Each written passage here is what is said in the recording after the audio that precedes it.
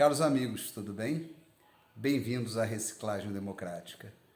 Pois é, eu estou chegando mais uma vez para vocês aqui, trazendo mais os vídeos, novidades da semana.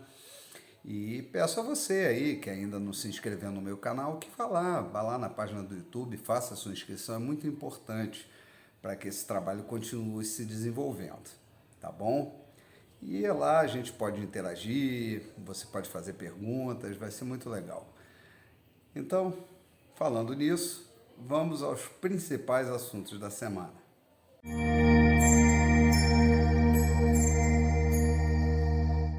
Bom, e essa semana se iniciou aí com a notícia do arquivamento daquele inquérito que o presidente estava sendo investigado pelo crime de prevaricação no caso da compra da vacina Covaxin, uma coisa descabida, né? Obviamente que a Polícia Federal pediu o arquivamento, uma vez que não é prerrogativa da Presidência da República fazer denúncia ou abrir inquérito. O presidente foi lá, tomou as medidas, avisou o ministro do problema, que obviamente fez lá os seus movimentos e levantou a questão, como a gente pôde acompanhar, e no final ele cancelou a compra dessa vacina. Bem, isso não agradou muita gente, principalmente ao Randolfo Rodrigues, né, que fez do mandato dele uma perseguição ao presidente implacável. Eu espero realmente que os eleitores lá do estado dele reflitam bastante e não reconduzam esse tipo de figura para o Senado Federal. O Senado não merece esse tipo de gente. Bom, também ficamos sabendo essa semana que o ministro Braga Neto reiterou um pedido que fez há 30 dias atrás, né, que vem lá do pessoal da segurança cibernética, do Exército, das Forças Armadas, né, que são militares altamente preparados, né, nessa área de segurança, de guerra cibernética e tal, perguntas relativas às urnas eletrônicas e ao sistema de apuração, que foi completamente ignorado pelo TSE. Bom, e essa semana, como eu havia dito, o general Braga Neto reiterou o pedido de informações, uma vez que o Exército e as Forças Armadas foram convidados a participar exatamente desse grupo, né, que analisa a segurança das urnas e tal, que vai acompanhar todo o processo eleitoral. Isso cria, aí, de alguma forma, um determinado problema, né, uma vez que o Exército está realmente envolvido e ele não vai, de forma alguma, ser leviano ao ponto de abandonar os questionamentos que fez, né, e que devem ser muito pertinentes, afinal de contas, nós sabemos que as urnas foram invadidas, né? As urnas não, perdão, o sistema do TSE foi invadido, inclusive o código-fonte das urnas. E a gente ficou sabendo isso através de uma live do presidente, mas a verdade é que essa live foi um documento que chegou, inclusive, pelo deputado lá, que era presidente da comissão do voto impresso, o Ricardo Barros, e não faz nenhum sentido, né, que haja, inclusive, agora um inquérito da Polícia Federal, né, para apurar um vazamento de informações. Esse vazamento não existiu. Essa documentação foi pública, foi pedida para o Congresso, foi distribuída pelos membros da comissão, foi motivo de debate público, né, um documento, inclusive, produzido, um documento que deveria ter transparência, todo cidadão, inclusive todo eleitor, deve saber a respeito do sistema eleitoral, se ele é seguro, se ele não é, qual o problema que aconteceu, se aconteceu, como aconteceu, o que foi. Bem, enfim, mas a verdade é que parece que o sistema realmente, a ideia é perseguir o presidente. Inclusive, tem uma coisa muito estranha nisso aí, né, que foi imposto o sigilo do processo, né, após a live do presidente. Isso falado pelo delegado da Polícia Federal, que disse que não havia sigilo em nenhum ponto ali no sistema, nada disso, o processo não corria em segredo de justiça. Então isso me parece uma manobra muito rasteira. Inclusive, o atual presidente do TSE, o ministro Barroso, ele foi, durante ali a abertura dos trabalhos do TSE, fez um discurso completamente inadequado, um discurso horroroso, inclusive falando que o presidente havia vazado e com isso comprometido a segurança. Ora, ele, ministro, tinha falado que o sistema era inviolável e foi violado, e o presidente trouxe a público aos seus eleitores o problema. E aí ele ainda, durante, fala que não tinha adjetivos assim para qualificar o presidente. Bom, eu gostaria de dizer aqui que eu tenho alguns adjetivos para qualificar o nosso ministro Barroso, né? O primeiro deles é que ele é um mentiroso, porque, na verdade, não havia sigilo no processo. Então, ele dizer que aquele documento era sigiloso dentro de um inquérito que já andou e que a gente sabe que não era, né, que estão as provas ali, ele mente descaradamente ali. Em seguida, eu posso dizer que ele é um dissimulado, porque ele, além de estar mentindo, ele disse que isso colocou em risco o próprio sistema. Ora, se o fato de você divulgar que o sistema foi invadido, você colocou em risco o sistema, tem algo muito errado ali. E essa questão, o que é estranho é que é mais importante para o ministro, né, é mais grave para o ministro que o relatório tenha sido divulgado do que a própria invasão. É pelo menos o que ele fez parecer. E para terminar, né, eu ainda faria mais um adjetivo, ele é um desqualificado. Ele não pode ocupar aquela cadeira de ministro do Supremo Tribunal Federal. Ele está muito mais para disputar em um pleito eleitoral, querer um mandato, de repente subir numa tribuna. Aí sim, ele estaria no local dele, porque fazer política da forma que ele faz, né, sendo um ministro da Suprema Corte, é uma vergonha esse ativismo. Ele é uma pessoa que deveria estar fora daquele Supremo Tribunal Federal. Mas, infelizmente, nós temos um Senado também acovardado, que não faz nada.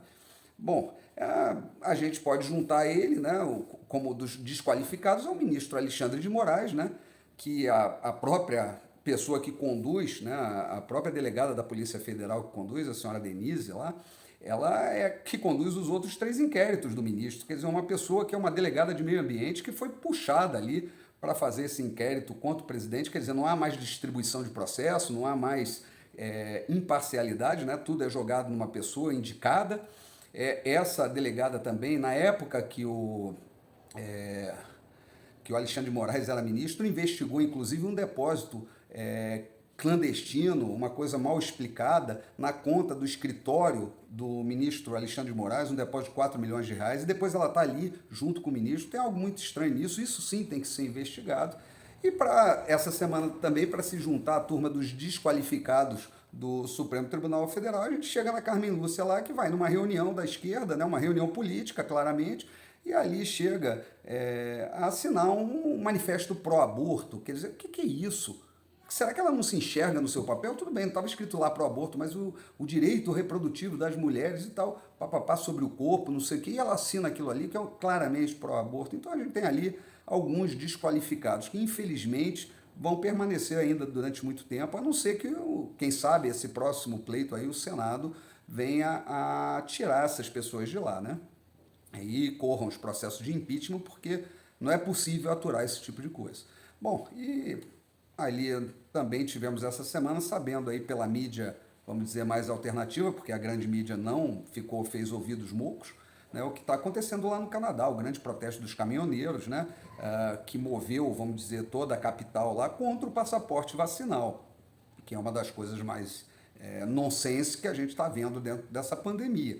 E ele, inclusive, fugiu da capital, né? Fez alguma desculpa lá, mas é como todo ditador covarde, né? Quando ele é confrontado com a população, com as pessoas livres, ele, obviamente, sai fugido. Mas eu queria dizer também, né, aqui esclarecer mais um pouco os meus amigos, afinal de contas eu fiz um vídeo lá, postei no Facebook, que eu fui barrado aqui no estádio do Trabalhador, aqui na minha cidade, no jogo de futebol, que é um estádio aberto, ao ar livre, porque não estava com passaporte vacinal. Então, as pessoas falam assim, mas por que você não tomou a vacina? Você é bolsonarista, não sei o quê, é negacionista? Bom, queria dizer o seguinte, sabe, eu vou tentar explicar, assim, o porquê da minha atitude. Você sabe aqueles locais, assim, que são cheios de gente, assim, tipo shows, né, que tem muita aglomeração, mas que de repente dá aquela confusão e sai todo mundo correndo de um lado para o outro? Eu sou aquela pessoa que não corre, eu nunca corri. Não é que eu não sinta medo, mas eu não gosto que o medo domine as minhas atitudes. Então, quando eu vejo a correria, o que eu faço? Eu paro, observo e vejo o que eu vou fazer, qual é a melhor atitude a tomar. E foi isso que aconteceu mais uma vez. Eu vi o que estava acontecendo com relação à pandemia, vi o esforço das vacinas, estava muito inclinado, inclusive, a tomar a vacina, mas em um determinado momento eu vi um ataque assim feito aos médicos, contra os médicos e contra o tratamento. Afinal de contas, as pessoas adoeciam e tinham que ser tratadas de alguma forma. Então, de uma hora para outra, a coisa foi politizada, né, de uma maneira muito ruim. Eu acho que aí teve até a contribuição do presidente para isso, mas o que eu vi é que isso acendeu uma luz vermelha na minha cabeça. E eu fui me aprofundar na coisa, vi que se trata, né, de uma vacina emergencial, em que o laboratório não se responsabiliza por nenhum efeito colateral hoje ou futuro, isso está lá, né? A Anvisa aprovou, por se tratar de uma pandemia em caráter emergencial. Não sei por que deu um registro definitivo, isso tem que ser investigado, uma vez que o próprio laboratório diz que os estudos vão terminar em 2024. Como é que se dá um registro definitivo a algo que não foi concluído? Em caráter emergencial é aceitável, mas isso de registro definitivo, isso é inaceitável. Tem algo errado na Anvisa. Bom, e eu também fui lá e conversei com médicos, conversei com meu médico, conversei com outros médicos e tal, e vi também, acompanhei a taxa de mortalidade na minha faixa etária, minha condição de saúde, e avaliei que dentro desse quadro todo e dentro dessa desconfiança e esse lobby muito forte em relação à vacina, uma vacina emergencial, eu tomei por decisão não tomar a vacina. Mas isso eu fiz lá no início da pandemia, lá por meados de 2020, né? E mantive essa posição. A coisa de 3 semanas atrás eu tive Covid, né? Não passei muito bem, foi muito desagradável, mas estou aqui vivo, né? Estou vendo que a pandemia vai terminar, tem pessoas morrendo todos os dias aí, mas nós estamos com uma quantidade de infectados imensa, né? Mais de 25 milhões e subindo, mas isso vai imunizar as pessoas de uma forma ou de outra. Se a vacina não conseguir uma imunização completa, essa infecção com certeza vai trazer essa imunização. Mas essa foi a minha decisão, eu não me coloco como exemplo para ninguém, não acho que as pessoas devam tomar essa atitude, não aconselho, mas a verdade é que eu fiz isso não porque eu seja bolsonarista, negacionista, nada disso. Eu fiz isso por um único motivo, porque eu sou livre e sempre farei as coisas com responsabilidade, usando da minha liberdade. Então eu vejo que o passaporte vacinal não tem o menor sentido, porque ele não é um bloqueio sanitário, pessoas que estão sendo vacinadas estão se infectando e transmitindo a Covid, então não tem o porquê você adotar um passaporte vacinal, a não ser que seja uma questão simplesmente de querer impor a sua vontade ao outro. Bom, era isso que eu tinha para falar para vocês. Um grande abraço e até a próxima.